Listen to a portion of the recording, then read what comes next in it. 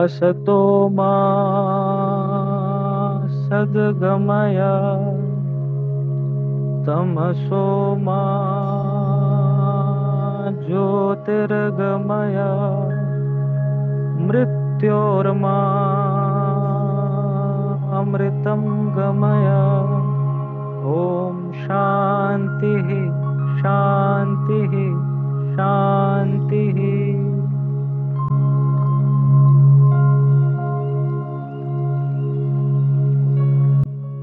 नमस्कार। इस online platform पर उपस्थित सभी सदस्यों का स्वागत है।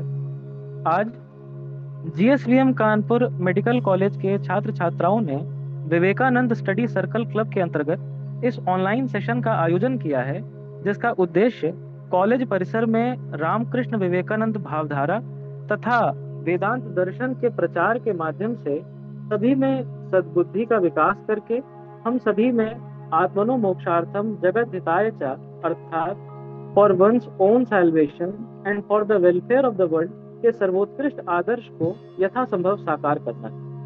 इस प्रयास में हमारा सौभाग्य है कि रामकृष्ण मिशन आश्रम कानपुर के सचिव श्रद्धेय स्वामी आत्मश्रद्धानंद जी महाराज द्वारा हमें कदम कदम पर मार्गदर्शन व सहायता मिल पा रही है। इस बार भी स्वामी जी ने हमारे आमंत्रण को स्वीकार किया है, जिससे इस संध्या का ऑनलाइन सम्मेलन संभव हो पा रहा है। हम सभी की तरफ से आपको प्रणाम और धन्यवाद स्वीकार हो स्वामी जी। नमस्ते रोहन एंड नमस्ते सभी जो यहाँ पे ऑनलाइन जुड़े हैं। वेरी हैप्पी कि आपने ये सब इनिशिएटिव लिया है। मैं आपको अभिनंदन देना चाहता हूँ और कांग्रेचुलेशन कहता हूँ कि आपने ये इनिशिएटिव लिया और इस ग्रुप का संगठन किया, जिसका उद्देश्य अत्यंत ही पवित्र है। जैसा कि अभी रोहन ने कहा कि रामकृष्ण मिशन का जो उद्देश्य है, जिस ध्येय वाक्य को स्वामी विवेकानंद ने हमारे समक्ष रखा, पिछले 125 साल से रामकृष्ण मिशन इसको जीवन में उतारने का प्रयास कर रहा है साइलेंटली। जैसे कि आत्मनो मोक्षार्थम, मतलब अपनी स्वयं की मुक्ति या अपनी आध्यात्मिक प्रगति के लिए, और जगत हिताय, और दूसरों के मंगल के लिए, हित के लिए, उनकी सेवा के लिए। तो इन दोनों का सम्मिश्रण ही रामकृष्ण मिशन का ही ध्येय वाक्य है। तो यही आप लोगों ने अपने समक्ष रखा है, which is really very very encouraging. आज जो हम प्रारंभ करेंगे उससे पहले अभी उसने आप सबने एक शांति मंत्र का पाठ किया है। मैं और 2-3 शांति मंत्रों का पाठ करूंगा, फिर आपसे थोड़ी बात करेंगे और स्वामी विवेकानंद के जो उनकी जो प्रवचन है, उनकी जो मैसेज है, उससे कुछ पढ़ेंगे और फिर थोड़ा सा एक्सप्लेन करूंगा और आपके क्वेश्चंस को लूंगा। उसके पश्चात फिर हम, जैसा कि कहा, एक निर्दिष्ट ध्यान का सेशन रखेंगे। तो पहले मैं कुछ इसी प्रकार से कुछ मंगलाचरण शांति मंत्रों का उच्चारण करता हूँ। आप थोड़ा ध्यान से सुनिए, जो जानते हैं अपने at your level you can chant. ये जो मंत्र हैं, जो श्लोक हैं, ये हमारी शांति के लिए, ये हमारी मन की पवित्रता के लिए, जिससे कि हमारे मन में अच्छे भाव उदय हो। तो आप कृपया इसे ध्यान से सुने। आशा है आप सब मतलब ऐसे स्थिति में बैठे हुए हैं कि आप चल नहीं रहे, you are sitting and listening to this. ये जो सेशन हो रहा है तो अच्छा रहेगा। तो आप सीधे बैठ जाइए और इन प्रश्नों को, इन मंत्रों को सुनिए मनोयोग से। ओम सहना भवतु, सहनौ भुनक्तु, सह वीर्यं करवावहै, तेजस्विनावधीतमस्तु मा विद्विषावहै। ओम शांति शांति शांति। ओम तेजो असि तेजोमयि देहि, वीर्यमसि वीर्यं मयि देहि। ओजोऽसि ओजो मयि देहि। बलमसि बलं मयि देहि। मन्युरसि मन्युं मयि देहि। सहोऽसि सहो मयि देहि। ॐ पूर्णमदः पूर्णमिदं पूर्णात् पूर्णमुदच्यते पूर्णस्य पूर्णमादाय पूर्णमेवावशिष्यते। ॐ शान्ति शान्ति शान्तिः। सर्वे भवन्तु सुखिनः सर्वे सन्तु निरामयाः सर्वे भद्राणि पश्यन्तु मा कश्चित् दुःखभाग् भवेत्। ॐ यतिराजाय विवेकानन्दसूरये सच्चित्सुखस्वरूपाय स्वामिने कामवारिणे।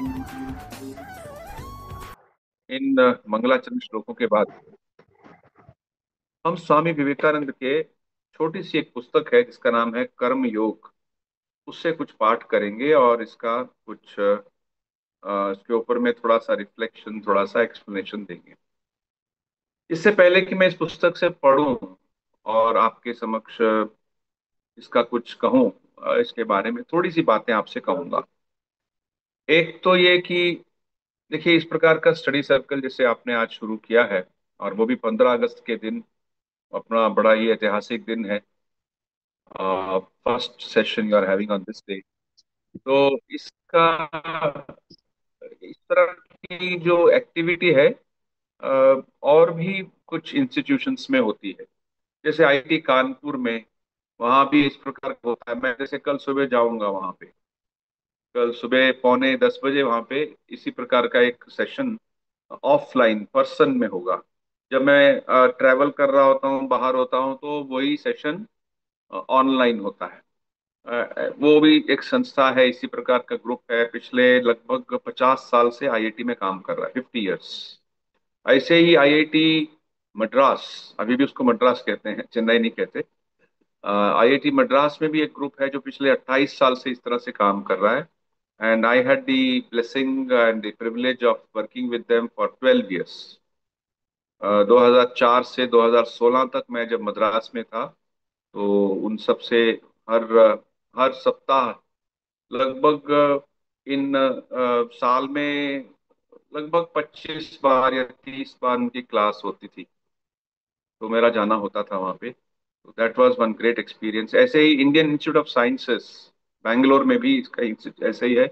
आईआईटी रुड़की में भी है और आईआईटी मुंबई में भी है। तो आई एम हैप्पी कि आपके इस रेप्यूटेड कॉलेज में भी इसको इंट्रोड्यूस आप सबने मिलके किया है। तो वहाँ भी स्टूडेंट्स का ये सब इनिशिएटिव था, एक दो टीचर्स थे साथ में जुड़े हुए। इनिशिएटिव है जो अभी भी चल रहा है। पर्पस क्या है? पर्पस यह है कि हम सब मिल के कुछ सद्विचारों का चिंतन करें। नो नेगेटिविटी किसी प्रकार की। We are not talking any politics, we are not talking of any, किसी को ऊंचा नीचा बोलना है। हमारा उद्देश्य है कि स्वामी विवेकानंद ने जो बातें कही हैं उसको हम जीवन में उतारने, उनको पढ़े और कैसे उन पे चिंतन करते हुए अपने जीवन में उनको उतारे, जिससे कि आवर लाइफ बिकम्स बेटर। हमने एक मोटो रखा है आईआईटी मद्रास के जो ग्रुप है उसका। वो कहते हैं कि nation building through character building. Nation building, राष्ट्र का निर्माण अपने चरित्र निर्माण द्वारा। तो राष्ट्र का निर्माण तो एक तो बाहर की एक्टिविटी होती है, इंफ्रास्ट्रक्चर डेवलपमेंट है, सिस्टम्स को डेवलप करेंगे इत्यादि। लेकिन और एक उससे भी बढ़कर जो है वो है कि उसको करता कौन है, इन सब चीजों को करता कौन है? इन सबको करता तो मनुष्य ही है। So let us take care of the human beings, so that's called character building. अगर सही चरित्र हो, पवित्र चरित्र हो, तो जो भी काम होगा उसमें we can see this reflection. मुझे कुछ एक सप्ताह पहले दक्षिण भारत के बेलगाम नाम के एक शहर में जाने का सौभाग्य हुआ था। मैं पहले भी वहाँ गया हूँ। वहाँ जब मैं पहुंचा तो वहाँ पे पांच या छह हमारे सर्जन डॉक्टर्स जो हमारे आश्रम से जुड़े हुए हैं, मतलब आते हैं, बात करते हैं, कुछ सेवा भी देते हैं। उनसे एक संवाद का एक सौभाग्य हुआ। तो उनमें से चार लोगों में से तीन लोगों ने कहा कि वो जब मेडिकल कॉलेज में पढ़ते थे तो उनके मेडिकल कॉलेज में इसी प्रकार का एक स्टडी सर्कल था, और मैं बहुत साल पहले जब वहाँ गया था तो मैंने उनको एड्रेस किया था। उनमें से एक डॉक्टर ने कहा कि स्वामी जी, उससे क्या हुआ कि हम लोग जैसे ही स्वामी विवेकानंद के विचार पढ़ते गए, उस समय हमारी जो उच्चतर चीजें हैं, जैसे नैतिकता है, एथिकल प्रैक्टिसेस है, इस पे हमारा विश्वास बढ़ता गया। और आज उसमें से जो ज्यादातर सर्जन थे, उन्होंने, मेरे के उस दूसरे मित्र ने बताया कि how well they treat the patients. तो मतलब इसका एक डायरेक्ट और इनडायरेक्ट इफेक्ट लाइफ पे पड़ता है, और जीवन में एक रास्ता, एक अल्टीमेट गोल दिखाई देता है।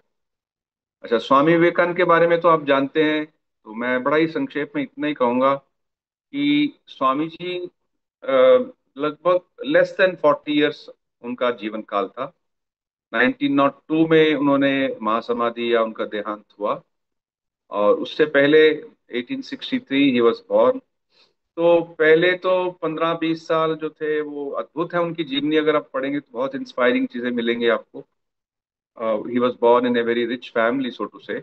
लेकिन धीरे धीरे जब उनके पिताजी चल बसे तो कैसे स्थितियां बदली, फिर कैसे उनके मन में एक आध्यात्मिक स्पृहा, एक जानने की इच्छा होती थी। He went to college also, और कॉलेज की स्टडी के दौरान वो कैसे श्री रामकृष्ण देव से मिले, ये सब एक बहुत ही सुंदर एक कहानी है, जो हमारे मतलब भारत की एक राष्ट्रीय धरोहर है। जैसे महात्मा गांधी थे, या सुभाष चंद्र बोस थे, या अन्य जो भी उस तरह के हमारे स्वतंत्रता संग्रामी हुए हैं, वो सब स्वामी विवेकानंद से प्रभावित हुए थे। नेताजी सुभाष चंद्र बोस तो कहते थे कि अगर आज स्वामी जी अपने जीवंत रूप में होते तो मैं उनके चरणों में बैठा रहता। और ऐसे और भी बहुत से हुए हैं जिन्होंने अपनी अपनी बात रखी है। जैसे तिलक जी ने कहा है, का बाल गंगाधर तिलक जी ने कहा है कि Swami ji was the modern Shankaracharya. जैसे शंकराचार्य ने पूरा घूम के देश को समझा, और ये सब चीजें उसमें उन्होंने अपनी बातों में कहा है। तो बाद में स्वामी जी अमेरिका गए, आप जानते हैं। उनका लाइफ डिटेल में पढ़ेंगे तो बहुत सी चीजें आपको बड़ी ही प्रभावित करेंगी। कैसे वो श्री रामकृष्ण देव के संपर्क में आए, क्या क्या घटनाएं हुई। बाद में वो पूरे देश को घूमे, एक जैसे कोई तीर्थ यात्री होता है अपने देश को समझने के लिए। फिर जो वो कन्याकुमारी गए, उन्होंने डिसाइड किया, जो उन्होंने प्रसिद्ध अपना एक ध्यान किया था, he decided to go to the west. तो ये अपने आप में बहुत बड़ी बात थी कि एक सन्यासी अ, अमेरिका जाएगा। पहले कभी, उनसे जाने से पहले कभी कोई सन्यासी अमेरिका नहीं गया। और स्वामी जी जब गए तो वही अपने आप में एक बहुत बड़ी कहानी है कि कैसे वो जहाज में बैठ के गए, कैसे उनके जहाज का खर्च कैसे निकाला गया। फिर वो कैसे विभिन्न देशों को देखते हुए पहुंचे, चाइना, मतलब मलेशिया, सिंगापुर, जापान, फिर फाइनली कनाडा से होते हुए, वैंकूवर से होते हुए वो बॉस्टन गए। और पहले शिकागो गए, तो शिकागो में उस समय वर्ल्ड पार्लियामेंट ऑफ रिलीजन्स का ऑर्गेनाइज किया गया था। तो स्वामी जी को वहाँ बोलना था, लेकिन ये नो इंट्रोडक्शन, नो इनविटेशन। कैसे बोले, तो इसके लिए बहुत उनको स्ट्रगल करना पड़ा, कि क्या करें अभी। तो इट ऑल डिवाइनली, एक एक डिवाइन प्लान होता है, उसके अनुसार वो चले। फिर बॉस्टन भी गए, और भी कुछ जगहों पे गए, और फिर फाइनली फिर सितंबर में आए, अगले महीने 11 सितंबर जो है। अभी तो 11 सितंबर एक रॉन्ग रीजन के लिए जाना जाता है, 9/11 जो है। लेकिन जो असल 11 सितंबर है, उसमें स्वामी जी ने अपना प्रसिद्ध भाषण दिया था, जिसमें उन्होंने कहा थी sisters and brothers of America. और वहां से स्वामी जी को पूरा जगत जानने लगा। उससे पहले वो एक सन्यासी थे, जो इधर उधर अपना परिव्रजन करते हैं, शास्त्र पढ़ते हैं, ध्यान करते हैं, लेकिन लोगों के साथ मिलते हैं। वो बहुत ही गरीब और बहुत ही पिछड़े लोगों के घर में जाके रहे, मतलब उनको समझने की कोशिश की। ऐसे ही बहुत से पंडित लोग हैं या फिर उस जमाने के राजाओं के घर में भी रहे, ये 5 साल 6 साल उनका जो घूमना था अपने आप में यही एक बहुत बड़ा एक सब्जेक्ट है। फिर स्वामी जी 4 साल वहां रहे अमेरिका में और वापस आए। 4 साढ़े 4 साल उन्होंने इंग्लैंड, फ्रांस, ऑस्ट्रिया, जर्मनी, ये सब देश भी विजिट किया ऑन दी वे। और फिर जब वापस आए तो उनका भव्य स्वागत हुआ। उसी समय उन्होंने रामकृष्ण मिशन की स्थापना की, 1860 1897 में, 1 मई। और नौ रामकृष्ण मिशन जैसे कानपुर में मैं बोल रहा हूँ आपको, यहाँ गुमटी 5 में हमारा आश्रम है। आप सबका स्वागत है यहाँ पे। जब भी आप आना चाहते हैं, timings are there, you are welcome. शाम की आरती होती है उस समय, बहुत से आप में से कुछ लोग आए हैं, अटेंड भी किए हैं, 6:30 के लगभग। तो ऐसे ही रामकृष्ण मिशन के यूपी में 9 केंद्र हैं, 8 केंद्र हैं। इसको छोड़ के पूरे भारत में लगभग 250 केंद्र हैं।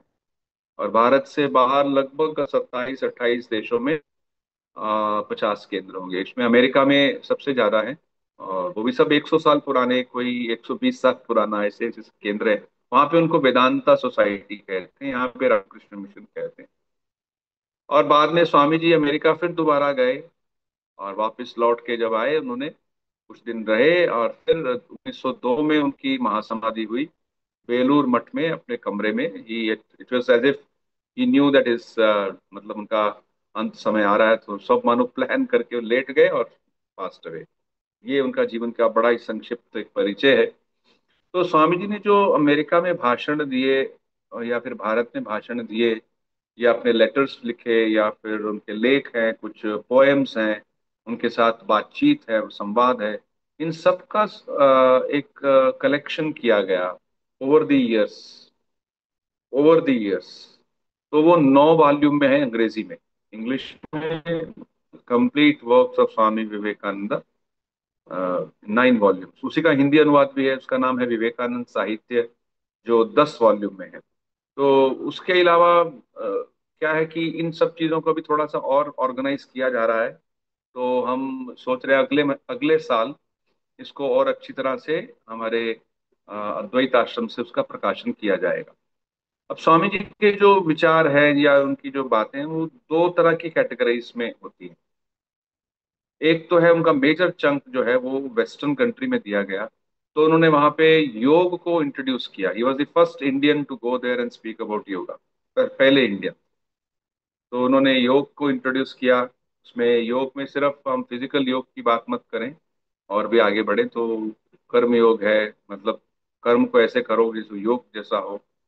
ज्ञान योग है, भक्ति योग है, राजयोग है, चारों योगों के बारे में स्वामी जी ने विस्तार पूर्वक बोला। इसके अलावा भी बहुत कुछ, science and religion, the customs and manners of India, इन सब चीज़ों के बारे में भी स्वामी जी ने वहाँ के लोगों को अवगत कराया। तो ये एक एक हिस्सा है उनके उनके साहित्य का। और एक हिस्सा है, जब वो भारत लौट के आए थे, उन्होंने जो बात भारत में जो लेक्चर दिए थे, लगभग 25 उस प्रकार के पब्लिक लेक्चर्स हैं, जो ज्यादातर अंग्रेजी में दिए थे। दो या शायद दो भाषण उन्होंने हिंदी में दिए, और 2 या 3 बंगाली में दिए थे। तो वो भाषण जो है वो कहा जाता है कि भारत, स्वामी विवेकानंद के भारतीय व्याख्यान। तो उनका एक अलग महत्व है, अलग उनकी सुंदरता है। तो विशेषकर ये दो ओवरऑल हम देख सकते हैं। बाकी लेटर्स हैं, लेटर्स में स्वामी जी के बहुत से पर्सनल बातें हैं।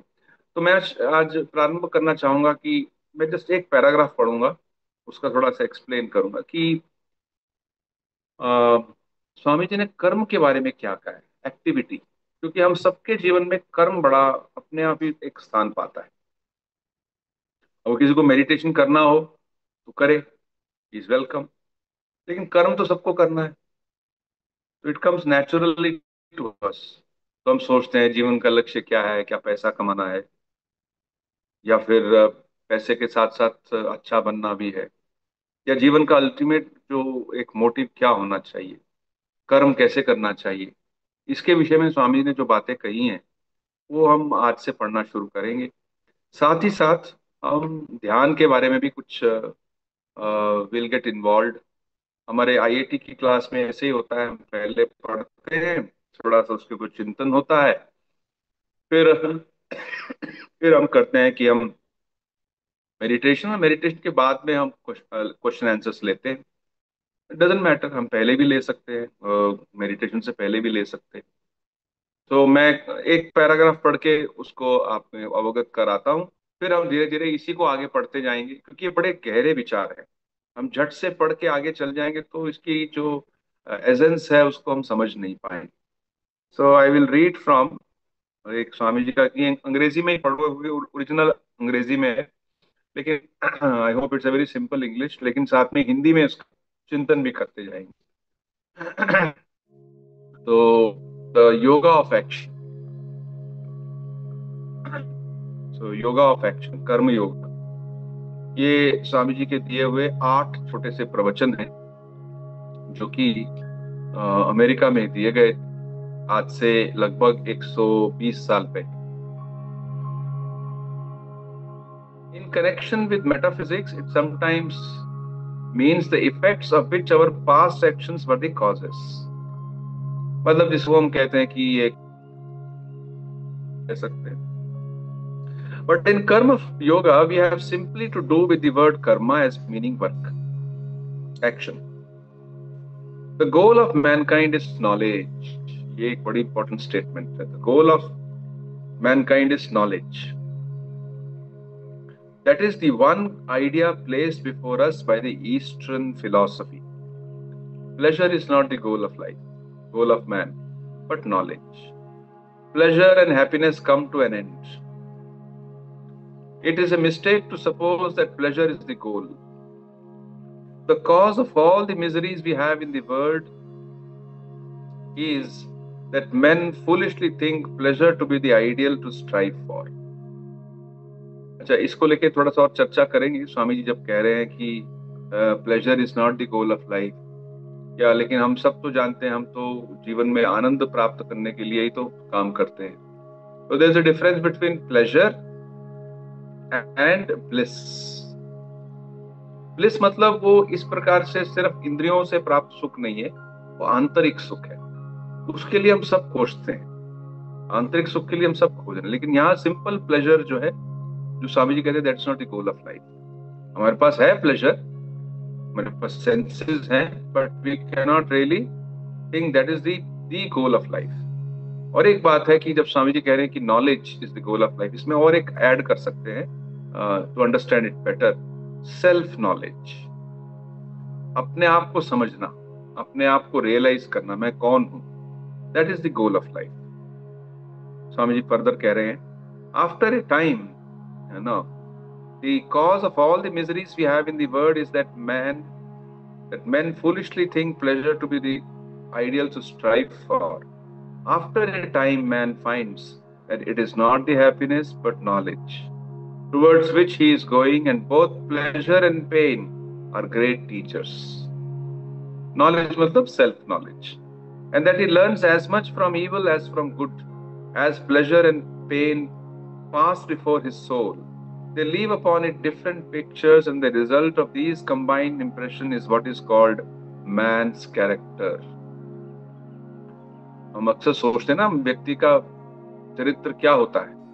तो स्वामी जी का एक्सप्लेनेशन है कि as pleasure and pain pass before his soul, they leave upon it different pictures, and the result of these combined impressions is what is called man's character. अगर हम हिंदी में कहना चाहें, संस्कृत का एक शब्द उपयोग करें, तो हमारे जीवन के जो विभिन्न अनुभव होते हैं, उस हरेक अनुभव का एक संस्कार बनता है, एक स्मृति बनती है, एक विचार और एक हमारे मन पे प्रभाव पड़ता है। तो वो संस्कारों का जो समूह है, उसी को चरित्र कहते हैं। If you take the character of any man, it really is but the aggregate of tendencies, the sum total of the bent of his mind, you will find that misery and happiness are equal factors in the formation of that character. Good and evil have an equal share in molding character, and in some instances, misery is greater teacher than happiness. तो ये एक बहुत प्रसिद्ध statement है कि misery is a greater teacher than happiness. अर्थात बहुत सुख और दुख, अच्छा और बुरा, दोनों का प्रभाव हमारे मन पे पड़ता है, और उससे हमारा चरित्र बनता है, what we learn from it, जो जो एक्सपीरियंस हमको होते हैं। और फिर कह रहे हैं कि समटाइम्स जो मिजरी होती है, पेन होता है, शोक होता है, दर्द होता है, अगर हम उसको ठीक ढंग से अनुभव करें और उसमें फंस ना जाएं, then we are actually we will be actually, हमें सब समय उससे बड़ा फायदा होगा, उससे हमारा चरित्र बनता है। फिर कहते हैं कि इन studying the great characters the world has produced, I dare say, in the vast majority of cases, it would be found that it was misery that taught more than happiness. It was poverty that taught more than wealth. It was blows that brought out the inner fire more than the praise. तो बहुत सी negative चीजें हमारे जीवन में जब होती हैं, जब उनको हम ठीक ढंग से उनके वी पास थ्रू देम, तो उनसे हम सीखते हैं। एंड कभी कभी इतना ही नहीं, स्वामी जी कह रहे हैं कि we learn more from misery than from happiness. जो दुख आता है उससे ज्यादा सीखते हैं कि सिर्फ सुख से। और जो हमारे जीवन में पावर्टी या किसी प्रकार का अभाव आता है, उससे हम ज्यादा सीखते हैं कि सिर्फ पैसे से। और it was blows that brought out their inner fire more than praise. तो ये फर्स्ट पैराग्राफ है। आज मैं इसको यहीं पे I will pause it here and not give a long lecture.